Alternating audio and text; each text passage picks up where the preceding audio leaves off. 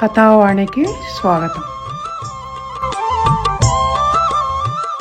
కథావాణి శ్రోతలందరికీ చెప్పాలని ఉందికి స్వాగతం. నేను డాక్టర్ శ్రీమతి కొఠారి వాణి చలపతిరావుని. నేను వ్రాసి నా స్వరంతో వినిపిస్తున్న ఈనాటి అంశం పేరు మా వేప చెట్టు గాలి. అబ్బా అనుకుంటున్నారా? నాకు తెలుసు, ఈ మండిపోతున్న ఎండల్లో చల్లటి వేప చెట్టు గాలిని నేను గుర్తు చేయగానే మీ మనసు హాయిని ఫీల్ అవుతూ ఫ్లాష్ బ్యాక్లోకి వెళ్ళిపోతుంది అని.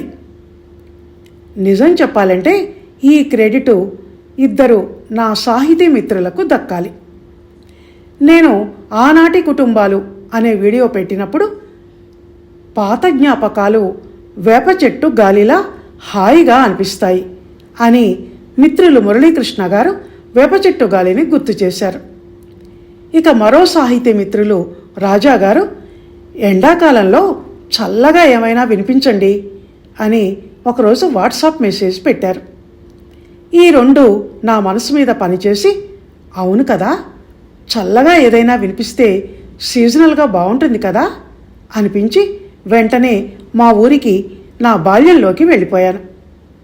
నిజానికి ఈ వేప చెట్టు గాలి నా మనసులో ఒక ముచ్చటిగా ఆల్రెడీ ఉంది. కానీ దీనికి టైటిలే వేప చెట్టు గాలి అని పెట్టడానికి మాత్రం పైన చెప్పిన మిత్రులే ఇన్స్పిరేషన్. ఆ మిత్రద్వయానికి కృతజ్ఞతలు చెప్తూ ఇక విషయంలోకి వెళ్ళిపోతాను.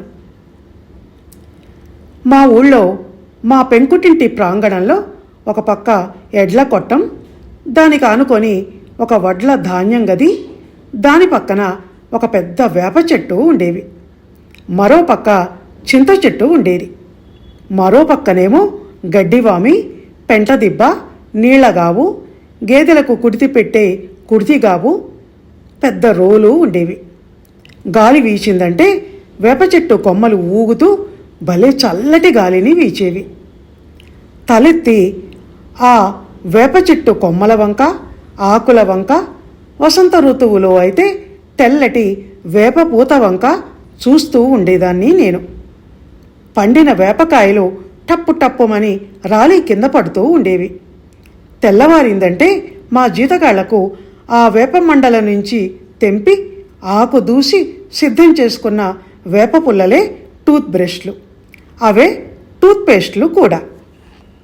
ఇక మా ఇంటి ఎదురుగా ఉండే మా ఆదెమ్మ కొడుకు నాగభూషణం అయితే ఎప్పుడు పొద్దున్నే వేప పుల్ల కొసనములుతూ టూత్పేస్ట్ అడ్వర్టైజ్మెంట్లోలా పళ్ళన్నీ బయటపెట్టి నవ్వుతూ మా గేటు దగ్గరకు వచ్చి నిల్చునేవాడు. ఉగాది పండగ వచ్చిందంటే మా అమ్మ జీతగానితో చెప్పి ఉగాది పచ్చడి కోసమని వేపపూత మండలు తెంపించి వాటిని నుగ్గు చేసి చాటలో పోసి చెరిగి పచ్చళ్ళలో కలిపేది. ఆ వేప చెట్టు అక్కడ ఎన్ని దశాబ్దాల నుంచి ఉందో కానీ నేను పుట్టినప్పటి నుంచి చూస్తున్నాను. దాంతో మా కుటుంబ సభ్యులకు, ముఖ్యంగా నాకు ఉన్న అనుబంధం అంతా ఇంతా కాదు. అప్పటికే అంత చిన్న వయసులోనే నాలో ఒక భావుకురాలు ఉండేదో ఏమో కానీ చెట్టును, తీగను, పచ్చటి ప్రకృతిని, నేలను, నింగిని ఇలా దేన్ని చూసినా మనసులో ఒక రకమైన పరవశం కలిగేది. అంతలోనే దాని మీద అనుబంధం పెంచుకునేదాన్ని. పల్లెలన్నా, పల్లె మనుషులన్నా, వాళ్ళ మాటల్లోని యాస అన్నా, వాళ్ళ కల్లాకపటం తెలియని మనసులన్నా చాలా ఇష్టం ఉండేది.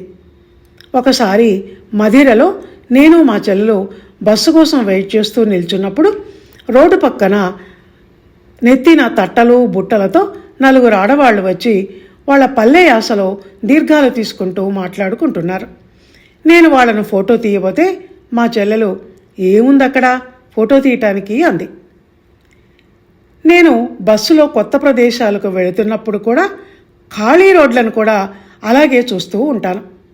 ఒకసారి కాశీ నుంచి అయోధ్య వెళుతున్నప్పుడు మేము 8 మంది కలిసి ఒక వెహికల్ మాట్లాడుకొని వెళుతుంటే అందరూ నిద్రలో జోగారు. ప్రయాణం ఆశాంతం. నేను మాత్రం మళ్ళీ ఇక్కడికి మనం ఎందుకు వస్తాం అనుకుంటూ దారి పొడుగున రోడ్డును అలా చూస్తూనే ఉండిపోయాను. అమెరికా వెళ్ళినప్పుడు అంతే. నా పక్క సీట్లో మా కుటుంబ సభ్యులు ఎవరైనా కూర్చొని నిద్రపోతుంటే లేపి చూడండి చూడండి అంటూ లేపేదాన్ని. ఏముంది అక్కడ చూడటానికి అని మళ్ళీ వాళ్ళు నిద్రలోకి జారిపోయేవాళ్ళు. సరే, మాటల్లో మళ్ళీ ఎటో వెళ్ళిపోతున్నట్టున్నాను. తిరిగి మా వేప చెట్టు దగ్గరికి వస్తాను. సాయంత్రాలు 7 గంటలకే అన్నాలు తినేసి 8 గంటలకల్లా పక్కలెక్కేయటం నా చిన్నతనంలో మా ఇంటిల్లిపాదికి అలవాటు. ఇప్పుడేమో 12 అయినా నిశాచరుల్లా ఇంట్లో తిరుగుతూనే ఉంటాం. అంతకన్నా ముందు బెడ్ మీదకి చేరే ప్రసక్తి లేదు. ఒకవేళ చేరినా నిద్ర పట్టదు. అందుకే ఎంత మార్పు అని ఆశ్చర్యం వేస్తుంది ఆ రోజులు గుర్తుకు వస్తే నాకు. అలా వేప చెట్టు కింద నవార మంచం మీద దూది పరుపు వేసుకొని పడుకుంటే వేప చెట్టు గాలి ఎంత చల్లగా హాయిగా ఒంటికి తగిలి నిద్ర పట్టేదో. ఏసీ గాలులు దాని ముందు బలాదురు కదా అనిపిస్తుంది ఇప్పుడు. అలాగే కొత్త కుండలో నీళ్లు ఎంత చల్లగా తీయగా ఉండేవో. చల్లదనం అంటే మన ఫ్రిడ్జ్లో లాంటి పళ్ళు జివ్వుమనే అతి చల్లదనం కాదు. ఆ చల్లదనం, ఆ రుచి మాటలకు అందనివి. అలా మంచం మీద వెల్లికిలా పడుకొని ఆకాశం వంక అలా ఎంతోసేపు చూస్తుండిపోయేదాన్ని. వెన్నెల రోజుల్లో అయితే తెల్లటి నిండు చందమామ ఎటో ప్రయాణమై వెళ్తున్నట్టు కదిలి వెళుతూ ఉండేది. అంతలోనే మళ్ళీ మబ్బుల చాటుకు వెళ్ళటం, మళ్ళీ బయటికి రావటం నాకు చాలా ఆశ్చర్యంగా, ఆనందంగా, తమాషాగా అనిపించేది. నీలిరంగు ఆకాశాన్నంతా మినుకు మినుకుమనే నక్షత్రాలు చుక్కల ముగ్గు వేసినట్టు పరుచుకొని ఉండటం చూసి లెక్కబెట్టే ప్రయత్నం చేసి కొద్దిసేపటికి మానేసేదాన్ని. కొన్ని ఎక్కువ కాంతితో ఉంటే మరికొన్ని తక్కువ కాంతితో డల్గా ఉండేవి. అప్పుడు నాకు సైన్స్ తెలియదు, ఖగోళ శాస్త్రం అస్సలు తెలియదు. అందుకే పైన ఈ ఆకాశం ఏంటి, అది అలా ఎంత దూరం ఉంది, ఆ చంద్రుడు ఎవరు, నక్షత్రాలు అన్నీ ఉన్నాయేంటి.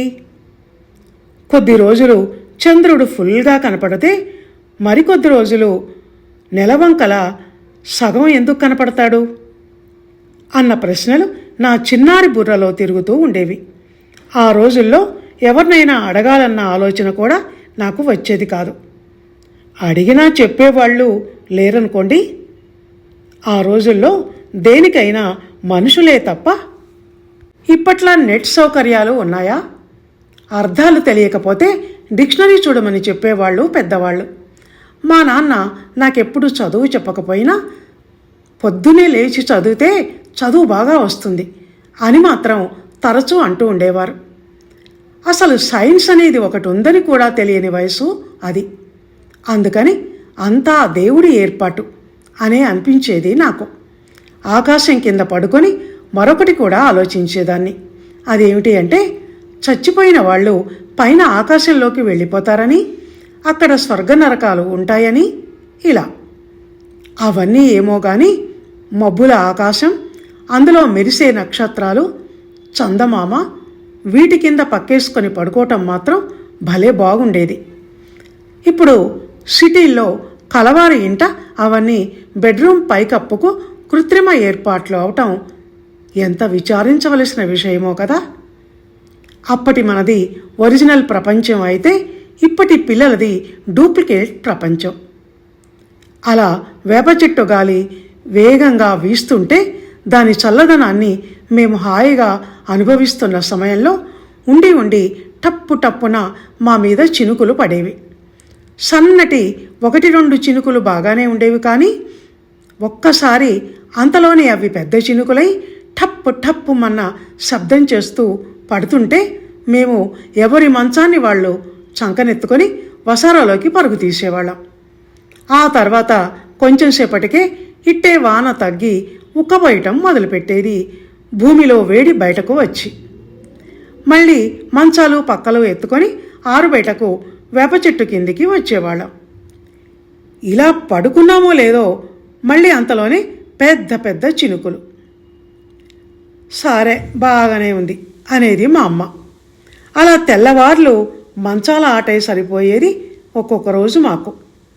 భలే తమాషాగా ఉండేది. తడిసి ముద్దైన వేప చెట్ల కొమ్మల నుంచి జలజల రాలి చుక్కలు చుక్కలుగా పడే నీటి బిందువుల వల్ల వాన తగ్గినా వాన కురుస్తున్నట్టే ఉండేది. ఆ రోజుల్లో వేప చెట్టు ఆకుల్లో, వేప చెట్టు గాలిలో ఔషధ గుణాలు ఉంటాయని తెలియకుండానే ఆ లాభాలను పుష్కలంగా పొందాం. ఆ గాలి పీల్చాం. వేపాకు వేడి నీళ్లలో వేసి మరిగాక ఆ నీళ్లతో స్నానం చేశాం. పండిన వేపకాయల్ని తిన్నాం. ఒళ్ళంతా దద్దు పోస్తే చిన్నమ్మోరు వచ్చిందంటూ వేప మండల్ని పక్కన పెట్టుకొని పడుకున్నాం.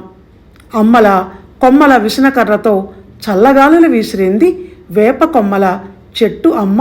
ఆ రోజుల్లో తను పక్కగా మారి పడుకోబెట్టుకుంది. కొత్త సంవత్సరం రోజు ప్రసాదంగా మారి బతుకంటే చేదు కూడా అన్న జీవిత పాఠాన్ని నేర్పింది. మన స్నానం నీళ్లలో తను కలిసి మనతో ఔషధ స్నానం చేయించింది. కురుపులతో ఒళ్ళు మండుతున్నప్పుడు చల్లటి లేపనమై అమ్మ చేయిలా మారి ఒళ్లంతా నిమిరింది ఆప్యాయంగా. కథావాణి శ్రోతలు, ఈ పైన ఇంతవరకు చెప్పిన వాటినన్నింటినీ మా వేప చెట్టు నుంచి పొందే నేనిక్కడ రాసి మీకు వినిపిస్తున్నాను. అంతేగాని ఏదో కథలా ఊహించి కల్పించి చెప్పటం లేదు. రోజు మా కుటుంబ సభ్యులను అలా ఆదరించే మా వేప చెట్టు కొమ్మలు బోనాల పండుగప్పుడు ఇంటింటి కొమ్మలుగా మారి పూనకంతో ఊగిపోయేవి. వేప చెట్టు ఇంటింటి చెట్టు. ఇంటి ముందు వేప చెట్టు ఉంటే మెడికల్ స్టోర్ మన ఇంటి ముందు ఉన్నట్టే లెక్క. అంతేకాదు, బ్యూటీ పార్లర్ కూడా ఉన్నట్టే. రూపాయి ఖర్చు లేకుండా మంచి ఆక్సిజన్, యాంటీసెప్టిక్ క్రీములు, నీమ్ సోపులు, చర్మ సౌందర్య క్రీములు, చర్మ వ్యాధి మందులు, ఇలా సమస్తం మన ముంగిట ఉన్నట్టే. అయినా మనం ఈ మోడర్న్ యుగంలో ఆ విషయాన్ని లక్ష్య పెట్టకుండా వేప చెట్టును నిర్లక్ష్యం చేసి చిన్న చిన్న డబ్బాలలో, ట్యూబులలో బోలెడు ధరకు అమ్మే కెమికల్స్ కలిసిన రెడీమేడ్ సాధనాల కోసం బాత్ అండ్ బాడీ షాపులకు, కాస్మెటిక్ సెంటర్స్కి పరుగులు పెడుతున్నాం. సహజ సిద్ధంగా మన ఇంటి ముందు ఉండే చెట్ల నుంచి లభించేవి మనకు పనికిరావు. అందమైన తళుకు బెళుకుల షాపుల్లో గాజు అద్దాల వెనుక ఉండే యంత్రాల మీద తయారైన సౌందర్య సాధనాలు, మందులు అంటే మాత్రం ఎగబడి కొంటాం. ఆన్లైన్లో బుక్ చేస్తాం. ఎందుకంటే ఇప్పుడు సిటీలన్నీ కాంక్రీట్ జంగల్స్ అయిపోయి అపార్ట్మెంట్స్ సంస్కృతి వచ్చేయటంతో ఇంటి ముందో వెనకో ఒక్క వేప చెట్టును కూడా పెంచలేకపోతున్నాం. అదేమంటే ప్లేస్ ప్రాబ్లం అంటున్నాం. గజం జాగా లక్షలు పలుకుతున్న ఈ రోజుల్లో మనుషులకు తప్ప చెట్లకు జాగా ఎక్కడుంటుంది? ఆ మనుషులకు స్థానం లేకనే కదా ఇల్లు మీద ఇల్లును పొడుగ్గా నిర్మిస్తూ నేల మీద కాలు నిలపలేనట్టు నిలువుగా ఎదిగిపోతున్నాడు మనిషి. కథావాణి శ్రోతలు, కడుపు చించుకుంటే కాళ్ళ మీద పడుతుంది అన్న సామెతలా ఉందండి మనం చేస్తున్న తప్పుల్ని మనమే ఇలా తవ్వి పూసుకోవటం. ఒకప్పటి మా ఇంటి ముందుండే వేప చెట్టు గురించి మాట్లాడుతుంటే ఇవన్నీ గుర్తుకొచ్చాయి. ఉర్దూలో ఒక సామెత ఉంది, అకల్ మందుకో ఇషారా కాఫీ హై అని. కనుక ఇక మిగతాది మీకు వదిలేసి ఇంతటితో ముగిస్తాను. ధన్యవాదాలు.